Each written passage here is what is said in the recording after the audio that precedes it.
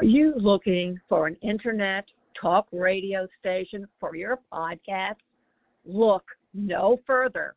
At the helm of Passionate World Talk Radio are two women that want to provide a spot for you and your podcast to be heard. There are many other places for your podcast, but PWTR has the audience.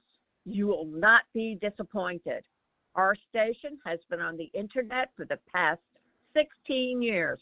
Call us for more information. 484-364-1032 or text Jeannie White, station manager at THECONNECTSHOW@gmail.com for podcast show details. Welcome to Passionate World Talk Radio. Educate, enlighten, entertain. Well, hello and welcome.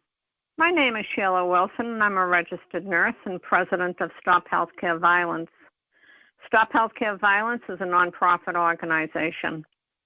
I am also a host on Passionate World Talk Radio, and I want to thank Lillian Caldwell, who is the CEO, and Jeannie White, who is the station manager of Passionate World Talk Radio, for allowing us to take the time.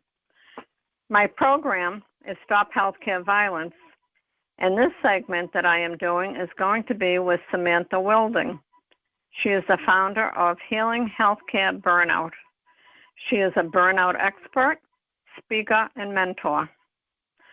We have a disclaimer, which is the opinions of the guest may not represent the views of the host or the station.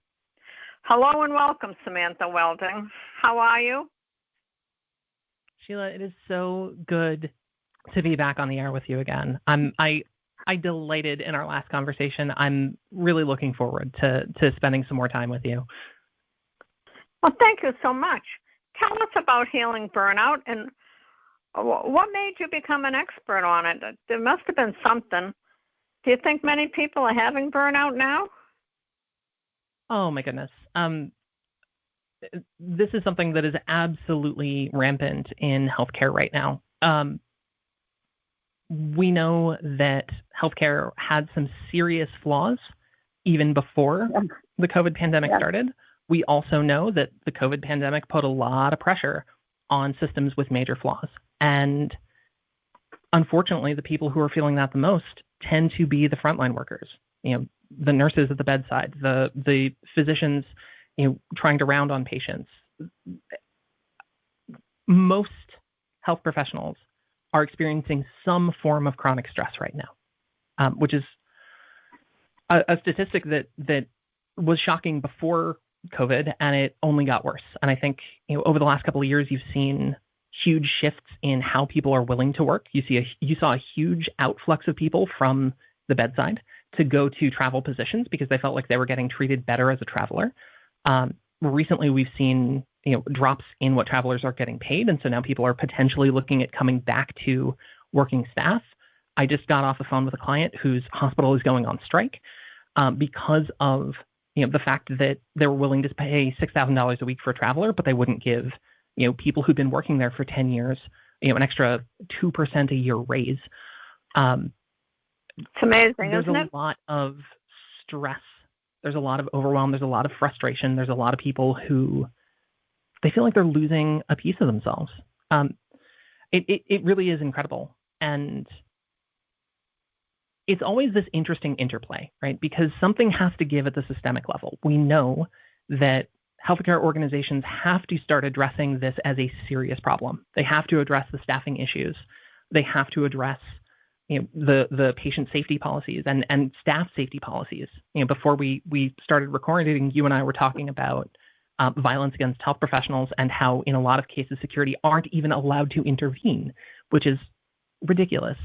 And at the same time, there's a lot that the individuals who are in suffering can do. And it's one of the situations where people tend to be very tempted to say, my environment makes me feel this way. When the reality is we are responding to our environment with our thoughts, with our emotions. And so on the one hand, the system as a whole absolutely needs to transform. We need to advocate for all of the systemic level changes. And on the other hand, that process is going to take a long time. And for the people who are really suffering, they don't have that option. And when I was going through burnout, there was no one out there teaching the skills of how to survive healthcare as it was or as it is now in order to hopefully make it to the time when the system changes. Does that make sense? Well, it does. But you wonder, how long is the system going to take to change? Between the short staffing, all the violence that's going on, there's, I don't know what, I mean, I know what the problems are. There was problems when I was working in the emergency room. You know, people were getting hit and administration wasn't paying any attention. Then the COVID came, and I wasn't working with that, but the nurses were going with one mask for months at a time, one N95. They weren't allowed to wear the cloth masks. They weren't allowed to wear any other mask because there wasn't any available to them. Then they started putting chemicals on these masks. One time there was the nurses were telling me that they had to put their masks into like a Tupperware container. I mean, one sneeze and that mask is gone, but there's no way they could have got another one. I don't know how they all survived. I mean, part of it was supplies caught up. Part of it was, you know, people adapted as best as they could in whatever their circumstances were. You know, and you know, I got the absolute, you know, honor and privilege. My partner Joe and I actually did the first interfacility transfer of a COVID patient on pulmonary bypass. So, you know, monitor, vent, 10 drips, you know, plus the ECMO device. And some of it is purely, you know, the hospitals that were thinking disaster management forward and we're looking at, okay, if a pandemic happens, what do we have on hand? Those hospitals did better than hospitals that hadn't made any kind of preparation along those lines. And I think individually, you know, we all know in healthcare that we're going to go into stressful circumstances. What we don't always understand or foresee is that those circumstances can change drop of a hat, right? And so we always want to have our coping skills meet or exceed, preferably exceed the stressors that are currently in front of us, because we always want to be able to handle that next shift that we can't predict. Well, that's good. Now, you teach this? Somebody comes to you and tells you that? Yeah, so I started working with other health professionals going through burnout about 4.5 years ago. So wind the clock back, it's 2018. And I'm realizing that when I went through my own period of burnout, there was no one there who was teaching the skills to survive, and not just the skills to survive, but the skills to be able to fall back in love with healthcare. And so you go back, you know, a few years before that, and I was exhausted. I was miserable. I was, you know, getting 5 or 6 hours of sleep a night, which we all know isn't enough. I was pounding coffee to try and stay awake. I was that person who, you know, was supposed to work 5 days a week, 8 hours a day, because that was the way our schedules were done. And when they would say, oh, we're short-staffed, someone has to stay, I was the person, the numbskull, who was saying, no, I'll take it. I'll take one for the team. I'll do more than I should. I'll take on more than my share.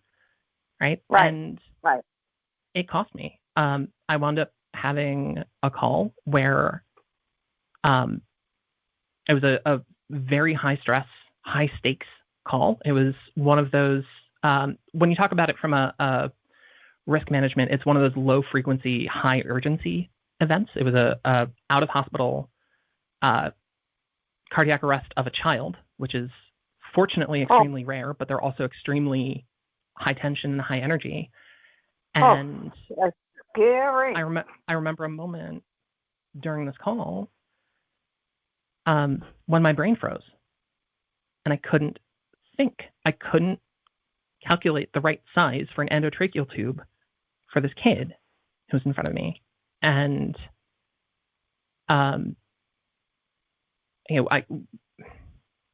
at the end of the call, I remember looking at my partner, and he looks at me, very incredible guy, just warm, loving, amazing human being.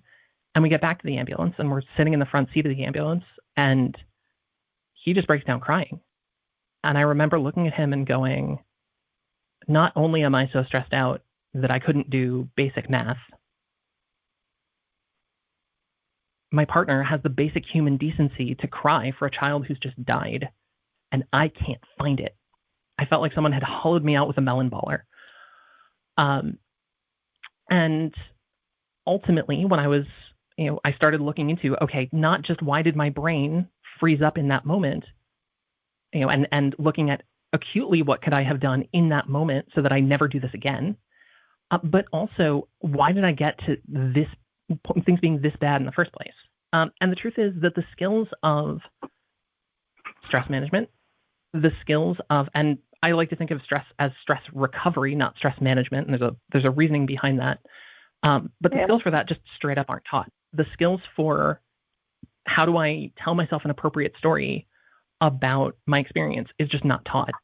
And I try to, the things that everybody says to do. I went to employee assistance. I went to, I went to a therapist on and off. I went to yoga, and I went to meditation. I went to all of these things that everybody says should help. And Sheila, they did not freaking help. And I started looking at why. And ultimately, I had to build my own tool set to be able to recover, not just from that event, but from the stress level that I had gotten myself into. And so slowly over time, I wound up building this amazing, skill set of, how to process stress in the moment rather than trying to deal with it after the fact. How to reconnect with the things that are not just good about healthcare, because there are still good things in healthcare. As many problems as it has, there are still good things about healthcare. But how do I reconnect with the good things about myself so that I don't sit there and get to the end of the day and say, oh my God, this is everything I did wrong today. I get to sit there at the end of the day and go, oh my God, this is everything I did right today. That's hard even to just do. that one switch. Oh, it's incredibly hard to do. Yep. And I wound up having to make really good friends with my inner critic. I wound up having to retrain it.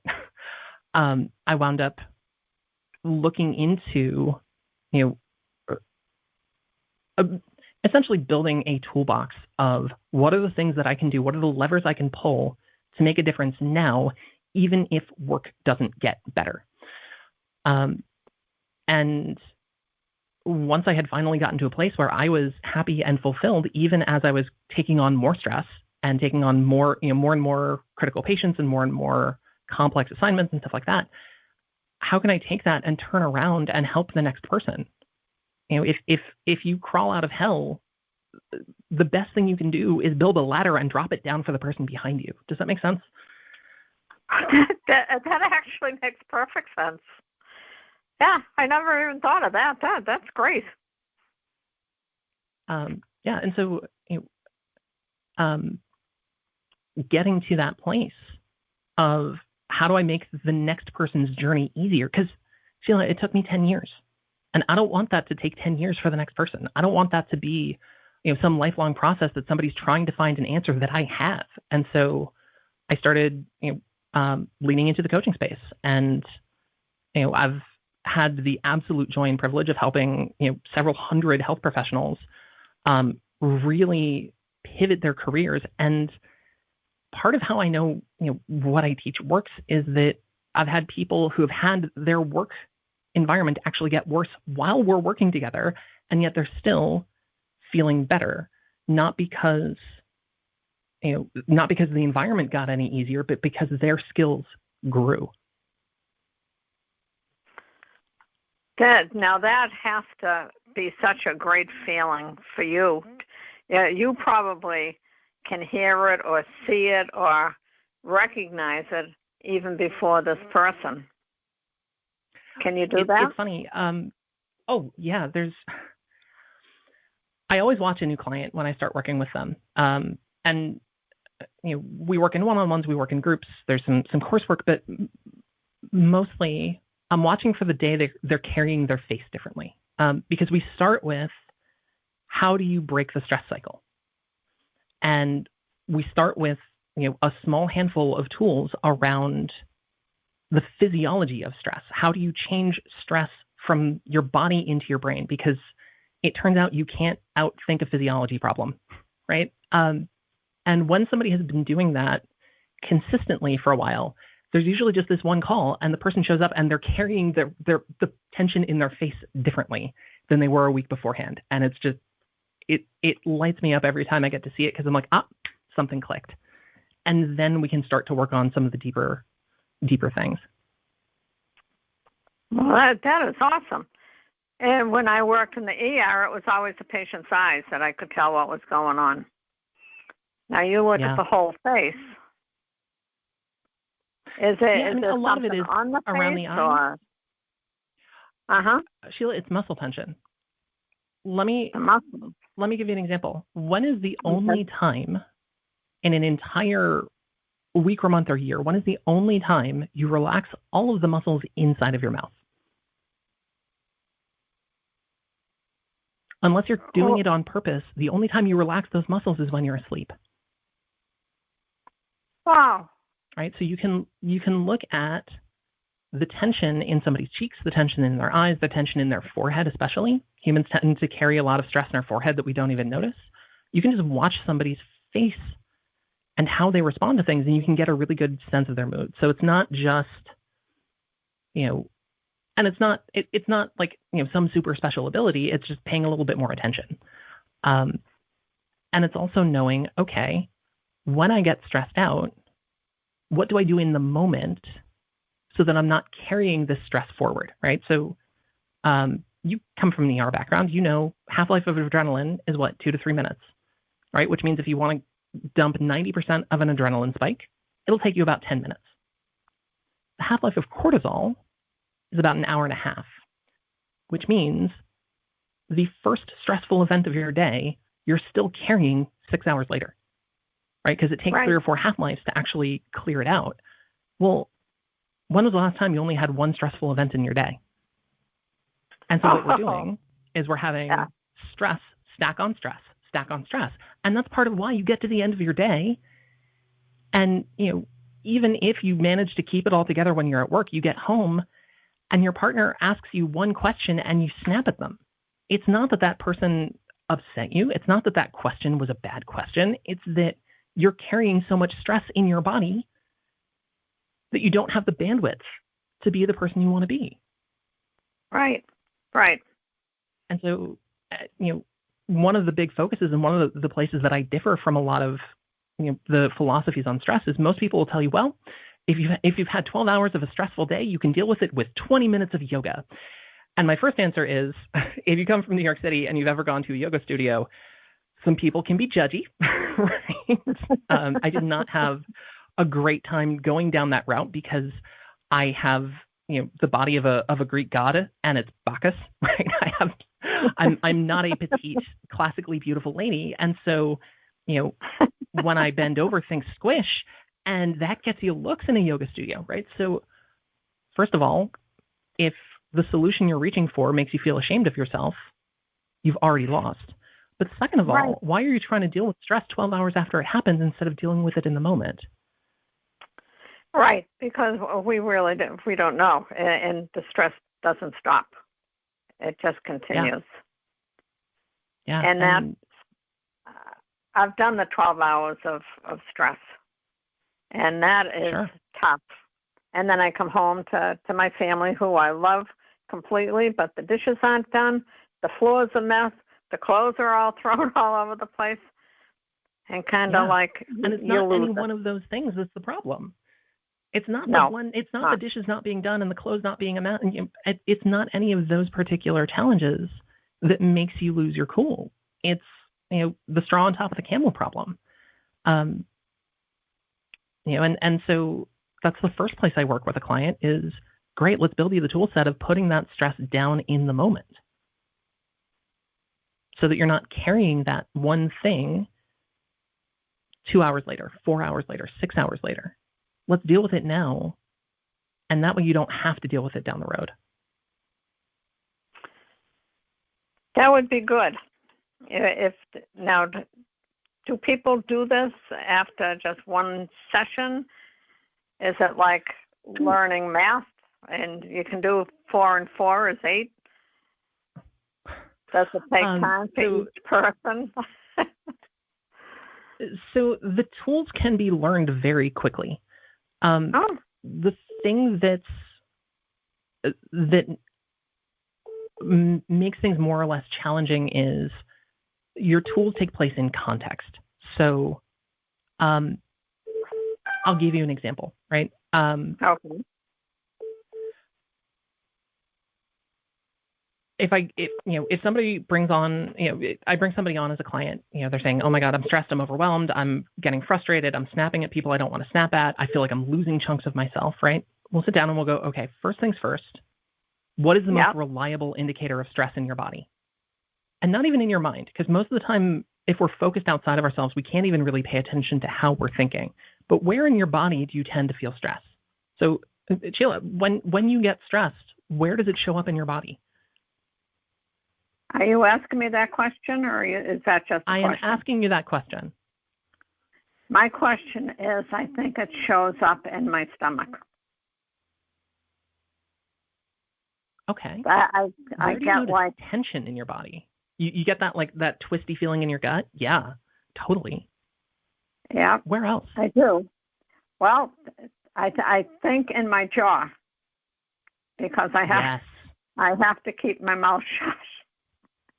I get, it's like, it's a lockjaw by the time I get finished, but it's, and then depending upon where, I could just, my shoulders are another thing that as I'm thinking about it. And depending upon what the stress is, and I could tell you a story about it, it could be my heart. And I don't mean, sinus attack or the things that are so bad that have happened. But this is what happens when you work in an emergency room. Sure, it's 100%. You see death a lot that you don't want to see. You see beatings, the violence, the whole bit. But when you can't, when you can't help the person, that's what's so frustrating. Yeah. But continue on what you were doing. Well, no, I didn't mean to interrupt. That's okay. And, it's really important to recognize that it's not one stressor. It's not one thing that, if only this one thing hadn't happened, I'd be fine. It's, you and I have decades of this happened and then that happened and then this other thing happened. What I was getting at is, when you start to feel that tension in your jaw or you start to feel that flip-flop in your tummy, what do? What's your strategy in that moment for relieving that stress? The only strategy that I can think about, Samantha, is to finish up with the patient and move on to the next one and hope for the best. If I can get the patient taken care of. Yeah. It's, sure, and then strategy is, I don't have time for a strategy, right? Now, depending upon where you work is how the time that you need to get rid of that stress. And sometimes the simplest is the best for the time being until you go home. With respect, I disagree with you. Okay. And I'm going to disagree with you only because there's never a moment in healthcare, never, even during a cardiac arrest, there's never a moment that you can't take a single breath. There's never a moment that you don't have time for a single breath. In the context of your show, maybe in the middle of a violent attack by a patient, right? That's not the kind of stress I'm talking about.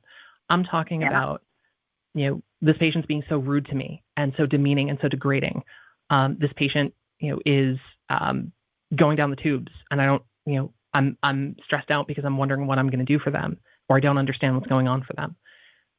You always have a moment to take a breath. you always have a moment to just get that little bit of space. One of my favorite quotes about human experience comes from a guy named Viktor Frankl. And this is, he's a Holocaust survivor. He was interned at Auschwitz, and he was a psychologist or psychiatrist, I forget which, but he was looking at, okay, how did people respond to being in this environment with no control, daily life or death threat? And my favorite quote about this is, between stimulus and response, there is a space. And in that space is the power to choose our response. In the power to choose our response lies our freedom. So we can look at the patient who's going down the tubes, or the patient who's just passed away, and take that even just that one breath to break away from the situation that you're in, and go, how do I want to respond to this? Rather than just following what your biology says you should do. Because your biology, was not designed to deal with stress the way we live it now. It was designed for, I see hippo chasing me, I'm going to run very fast. That's what your biology is designed for. Yeah. Your biology is not designed for the stress of a tax return. It uses the same pathway. You only have one pathway. You have life or death threat pathway. It's just different degrees of response. Well, your taxes will never kill you. The patient who's going downhill, that person is experiencing a life or death threat. Right. But you're not. It's an emergency. It's not your emergency. And so being able to, exercise the right set of tools in that moment to just put that stress down for a second and choose a different response makes a really big difference. So I use a combination of three things. I use a combination of muscle tension. Where are you holding tension in your body? Also, what is your posture? It turns out how you hold your body has a radical impact on how you feel, on your confidence level versus your stress level. If you ever want to feel really sad, cross your arms over your chest, put your head down, and just experience the world with your head down and your arms across your chest. You can instantly create depression that way. Whereas, if you want to feel more confident, expand your body, take up some space, right? Plant your feet wide. Your body understands whether you're safe or under threat, but it understands it in body ways, not in brain ways. So the other thing we know about stress is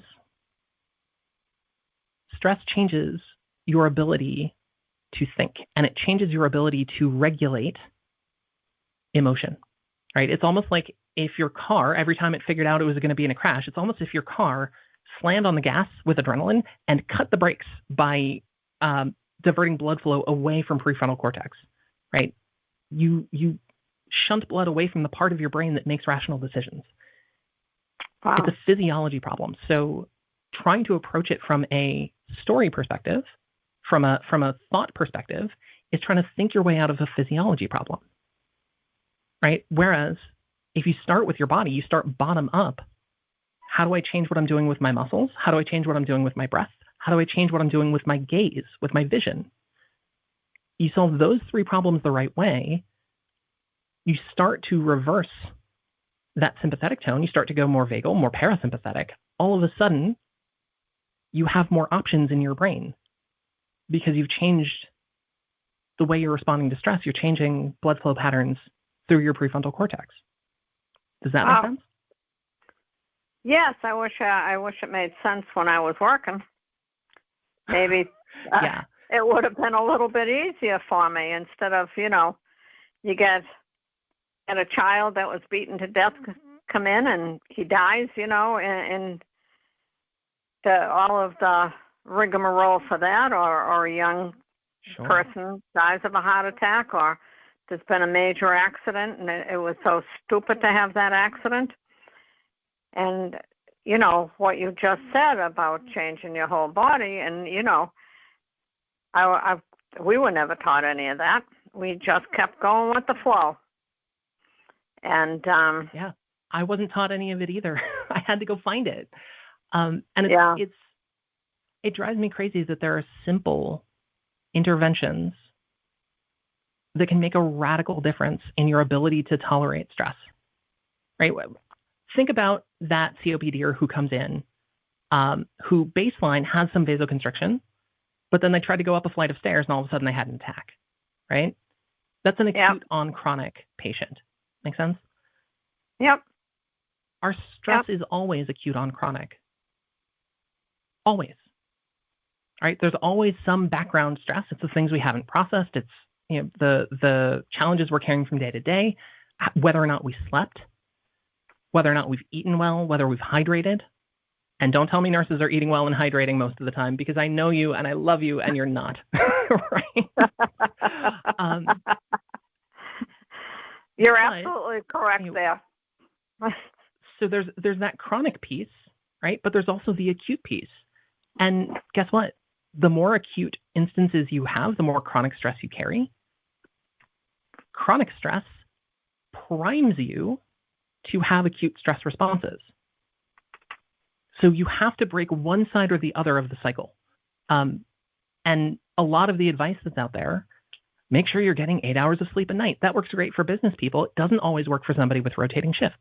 It doesn't always work in the healthcare environment. And no, it doesn't. And I say that as somebody who has really made sleep a priority in the last 5 to 10 years, and it's made a big difference, right? It's made a big difference in how I'm experiencing my life. But the other thing is, how can you fall asleep if you're still so stressed out from 12 hours of nonstop nonsense, or nonstop horrendous things that you and I experienced in the emergency world?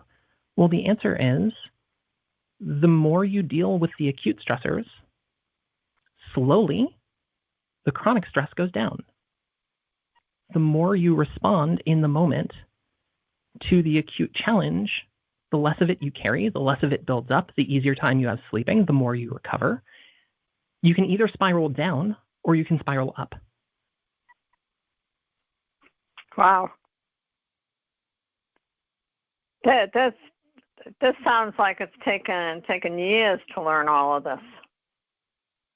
Absolutely. It's not something that you just pick up a book and read and teach. Well, I'm working on that. Well, yeah, but you have to learn it for yourself first to see what this is all about. That is, I think it's amazing. I mean, just the fact that you can, you said cross your arms and put your head down, and then don't do that. Just put your arms out. Take up some space and take a deep breath. I don't think I ever took a deep breath when I was trying to, I guess, calm the insides, because you walk around with everything inside, and you have a false face, and you try really hard to be happy, and when you're out in triage and you don't know what's going to happen, and then the bomb hits, and you have to move fast, and I mean it's like, and the ER is busy. I mean this, I don't think people understand. This is amazing, Samantha. This is can people just get in touch with you? Yeah, the website for everything I do is under healinghealthcareburnout.com. Here's the thing. Stress recovery, that act of dealing with stress in the moment, it is one component, right? And the good news is it's a really teachable component. It's a set of skills. It's not something that, has to be mystical, magical. You don't have to, go to the ends of the earth to find. It's just someone has to gather the tools in the right place. The piece that's much more personal, and that I wind up spending a lot more time on with people, is the concept of narrative as stressor. So your brain is always telling you 3 stories, right? It's always telling you the story of self. Who am I? What is my worth? What is my value? What is my role? It's telling you the story of other people. Are people here to help me? Are they here to hurt me? Are people good? Are people bad? is this person on my team or not on my team? And then third is the story of situations. What does it mean when my supervisor asks me to take an extra shift on Thursday? What does it mean when when somebody on my team asks to swap shifts for the fourth time in 2 weeks? What does it mean when I get out to my car and my car has been towed? What does that mean? Mm. And there's always more than one story. There's always more than one story. The question is which story you choose. So, as an example, what does it mean when my boss asks me to pick up an extra shift because we're short-staffed, right? Super common. There are a bunch of different stories you can tell yourself around that one question. Story number one is, if I don't take this, I'm letting everybody down. That's one story. That will give you a certain emotional response, which is guilt and shame and fear, which makes you much more likely to do the thing. Story number two is, oh, wow. Every day I come to work, I get to help people. If I pick up this shift, I get to make a bigger difference. That's story number two. Both of those stories can be true. Story number three is,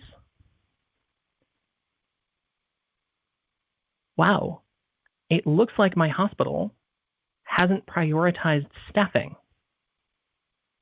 And by picking up all these extra shifts, I'm keeping them from realizing they need to hire another nurse. That's a third story. Right. All three of those stories can be true. Where are you putting the blame? If there is blame to be had, and I personally think blame is useless, but that's a different conversation, right? Which narrative you choose will lead to a different emotional state. One of those leads to guilt. One of those leads to outrage. One of those leads to excitement. It's all from the same question. So it's not just a question of what is objectively happening around me. It's what is the meaning I am attaching to this thing that's happening around me. Well, that certainly makes sense. Because, that this has been being asked, this, can you pick up a shift? That goes on, I bet you, 7 days a week. And it seems as though only one or two people actually will do it. They're getting tired of it, but they do it. And I don't know if it's guilt or what else. But I like your question, they haven't realized that they're short-staffed. I wonder. Or what does it take? And how does an organization realize that it's short-staffed? The answer is something has to break, right? Unfortunately, in most healthcare organizations, something has to break in order to get a response from the system. Well, so what would you say we've would been break? through a period. I mean, ultimately, unfortunately, the ideal would be, A, it's a union facility, and B, there are negotiations around the concept of safe staffing. That's one ideal. Another ideal is legislation passes at the state level mandating a certain number of, employees, not just assigned per shift, but actually hired at a facility, right? If your facility is set up in such a way that if one person goes on vacation, somebody else has to do overtime, your facility has a staffing problem. It's not an issue of guilt on the individual who does or doesn't take the overtime.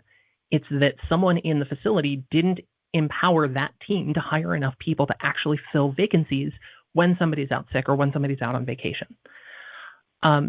So ideally, there would be governmental pressure, there would be union pressure, there would be direct labor pressure from inside of the unit. The question is, are most organizations going to respond to that? Right. That's going on a bigger scale than I tend to work, because this is not a problem that I have personally cracked. So I have never figured out how to successfully convince a unit to hire more staff. What I can help somebody figure out is, what do you say? How do you say no and keep your job in that moment if you don't want the shift? How do you say no and not feel guilty or ashamed of not, quote unquote, helping out the team, right? How do you deflect the guilt question? Right. That's the those piece that I'm much better at. Yeah. So tell me. How do you... So first of all, realize that staffing is not your responsibility. The vacancy is not your fault. If you choose to say yes and help them out, on the one hand, make sure it's working for you. So if you have your own goals, and I'm not saying don't take overtime. I used to work 90-hour weeks after I figured out some of the stress management stuff because I wanted the outcome of those 90-hour weeks. I wanted to work in 2 different jobs that worked well for me. I wanted to spend more time taking care of patients. I'm not saying don't take the overtime. I'm saying take the overtime if it aligns with your goals. Right? And if it doesn't meet your needs and it doesn't align with your goals, figure out how to say no. And say no. Here's the thing, Sheila. It's never about the boundary we set. It's always whether or not we hold that boundary when that boundary is challenged. So if you say to yourself, I'm not taking overtime this month. I'm tired. I need some downtime. I need to recover. I need more days off. I'm not taking overtime this month. It's not your boss's job to not ask you to take a shift. That's not a boundary that makes any sense. When they ask, it is your job to reinforce that boundary. It's your job to prioritize your need above what they want. So part of it comes down to, what is my priority? Is my priority making other people happy, or is my priority meeting my own needs?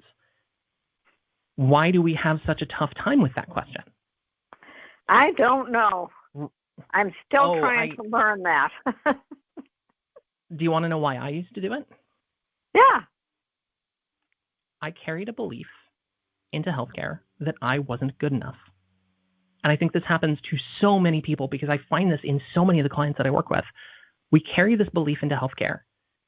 On some level, we're not good enough. Maybe we learned it when we were a kid. Maybe we learned it from an alcoholic parent.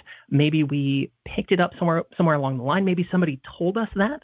Maybe it's what we internalized from something else that somebody said.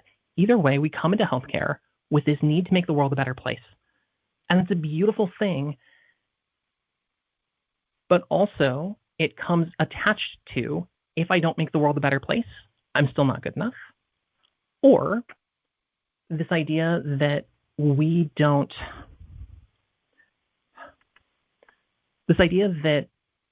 our worth is defined by our contribution.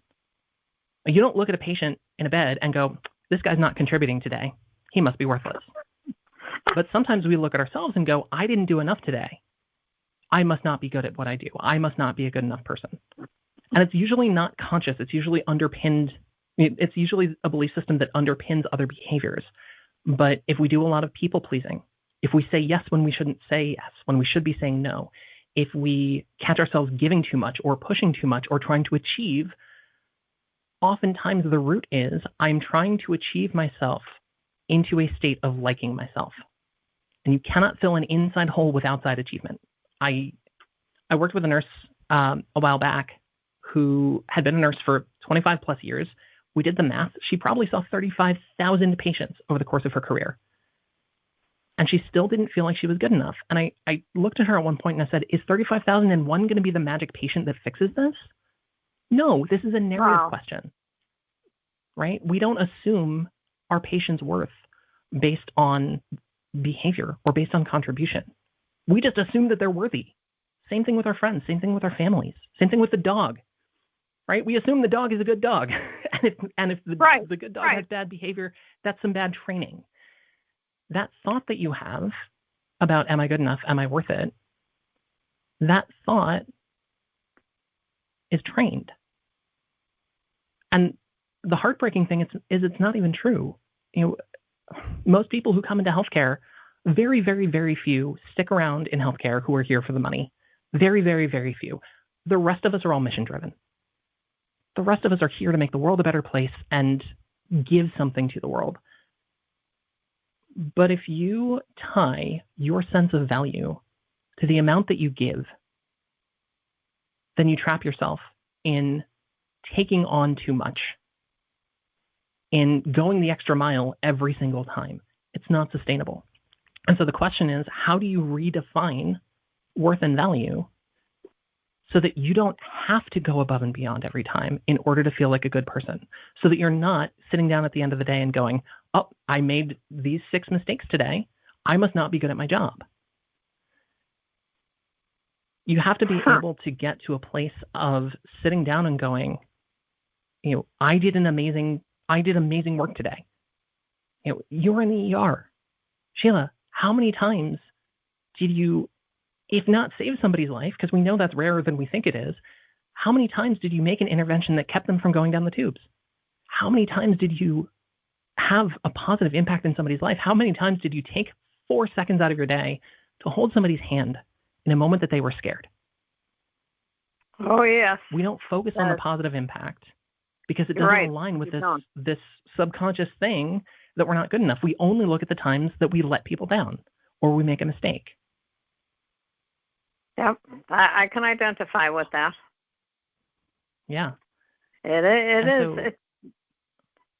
There's so much that goes on, and when you were out in the streets, that had to be really hard, because I know the EMTs and paramedics that would come into the area, they're the ones that would help us with the patients, especially if they were getting out of control. And many of the EMTs, I remember one instance that they were pushed down the stairs. So being an EMT paramedic is not something that should be taken lightly. I mean, unless maybe you had a great job and went into fancy houses and all this type stuff, but some of our guys and gals did come in hurt, and would take care of them first. Yeah. It's not easy. Yeah, I've had patients bite me. I've had patients poop at me. Like, I didn't know you could poop at somebody as an act of violence. It happened. We had, and one of the things that is really under-recognized in healthcare overall, but specifically in EMS from a systems perspective, is verbal abuse by patients. So, yes, I've had patients take a swing at me, and yes, I've had people, attack me and bite me and scratch at me and all those things. Much more commonly, I had people who had such a need to feel important that the best option they had in their mind was to attack, the person who showed up to help. And that happens even more outside of the hospital than inside. And I know it's a huge problem in nursing as well. In EMS, it's actually even more rampant because we're often encountering patients in their homes or in environments they feel like they control. And so you don't have the benefit of the tidy environment, the structure of a hospital. You have, it's this guy's house and he's intoxicated because that's his best strategy in the moment for managing his suffering. And he doesn't want to go to the hospital. And so he's going to take it out on the person who's telling him, actually, you don't have decisional capacity, you have to go. But the difference really is, and this comes back to what we were talking about with narrative, is this person saying this thing about me, or is this saying something about him? And it's so easy, especially some people, how some people just know how to push your buttons? They just know exactly what to reach into and twist. Yes. When I've that met person, quite a few of them. Yeah. Master manipulators. Yes, when they people are. do that, it's because they get the feeling of power from you or from me or from whoever they're around feeling small.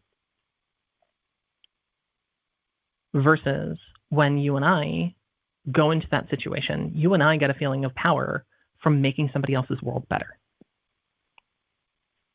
We're meeting the same need. It's just a wildly different strategy, right? You and I feel good by helping people. They feel good by, being the most important person in the world, in the room. And if that means tearing everybody else down, that's going to be their way to do it. But if the story you tell yourself is they're attacking me because I didn't do this, that, and the other thing, right, which is the topic, not the cause. But if your story is they're attacking me because I didn't bring them a third blanket the minute they asked, there's going to be that question of, am I good enough at what I do? Right. It's going to come back to that. That's the thing they're trying to prey on. Whereas when you tell yourself the story of, wow, this is this person's best strategy, that must be a really painful way to live, right? All of a sudden, you can see the suffering and not the behavior, and you can understand that it's about them and not about you. So that's one of those things that narrative really makes a really big difference around, is contextualizing other people's actions towards us. I think that really is a very interesting point, because I don't think everybody thinks that way. And it's good to hear it from somebody that has learned. And, and stop and think about some examples of it. And that would be, I shouldn't say we, I'll stay with the I. That has happened to me many times. But I think I learned how to either shrug it off or not pay any attention to it at the time. I wouldn't want to buy into what the person was saying, which I guess is a learning curve. Do you think?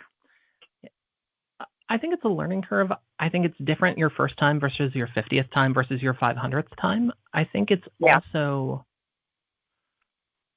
it's the kind of thing you can train yourself to look at differently, but it's really hard to spot your own blind spots, right? So until I did a whole bunch of work with a bunch of different people, I didn't realize that I was carrying a lot of judgment about my patients.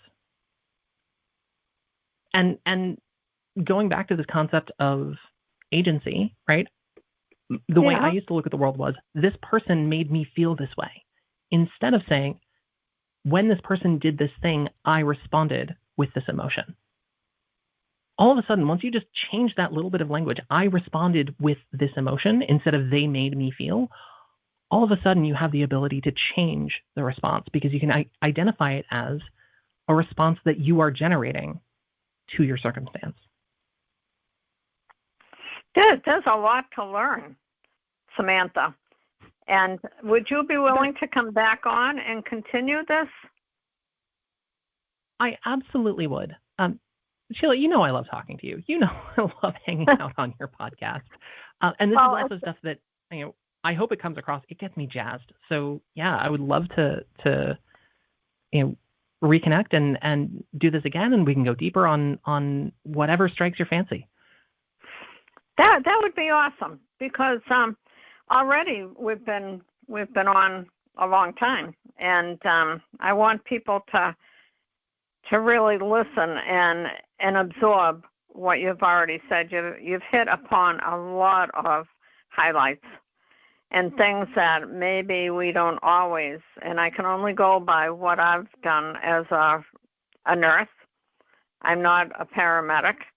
I am not out in the ambulance, and you're not only dealing with patients, but you're also dealing with whoever is driving, how much the acuity level is. Are you going through red lights? I mean, there's a lot to be said for this type of a job. But I think we should say good night, and I will ask you to come back within the month. I would love that. Let's put something on the calendar. Can I give one last little message to your audience? Sure. Would that be okay? That would be fine.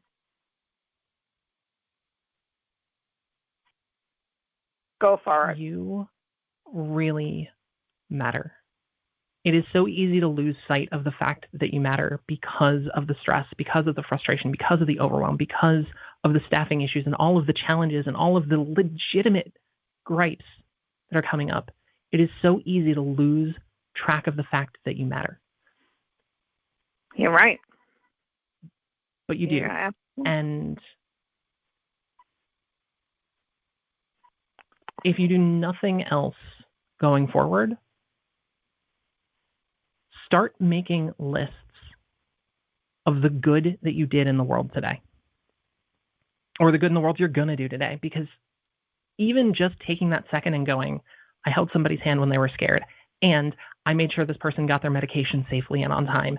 And I made sure that, this family got seen, in the right timing. And I helped this person out with a scheduling issue and just starting to acknowledge the good that you do and the benefit of what you do can really start to change how you see what you're doing. It's not that the problems aren't real. No one good will ever tell you that the problems aren't real. They are.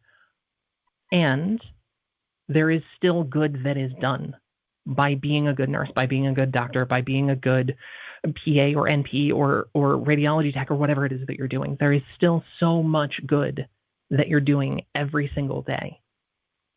Hold on to that more than you hold on to the anger. That is great advice. And maybe if we really put that in our heads, we would acknowledge it better and to be able to stand maybe a little bit taller with that. So I think I will say good night. And I think I will put your healing burnout onto this. And I want to say thank you to Lillian Caldwell, the CEO, and Jeannie White, station manager, once again, for allowing us to use some time on the station. And I will talk to you again. Are you looking for an internet talk radio station for your podcast? Look no further. At the helm of Passionate World Talk Radio are two women that want to provide a spot for you and your podcast to be heard. There are many other places for your podcast, but PWTR has the audience. You will not be disappointed. Our station has been on the internet for the past 16 years. Call us for more information. 484-364-1032 or text Jeannie White, station manager, at THECONNECTSHOW@gmail.com for podcast show details. Thank you for listening to Passionate World Talk Radio. You can listen to this program all over again by going over to https://passionateworldtalkradio.com. You can also hear it on Spotify, Spreaker, Amazon Alexa, AMFM247.com every Tuesday evening between 8 and 9 p.m. YouTube, Facebook Live, LinkedIn, and all the other podcast directories one can find on the internet.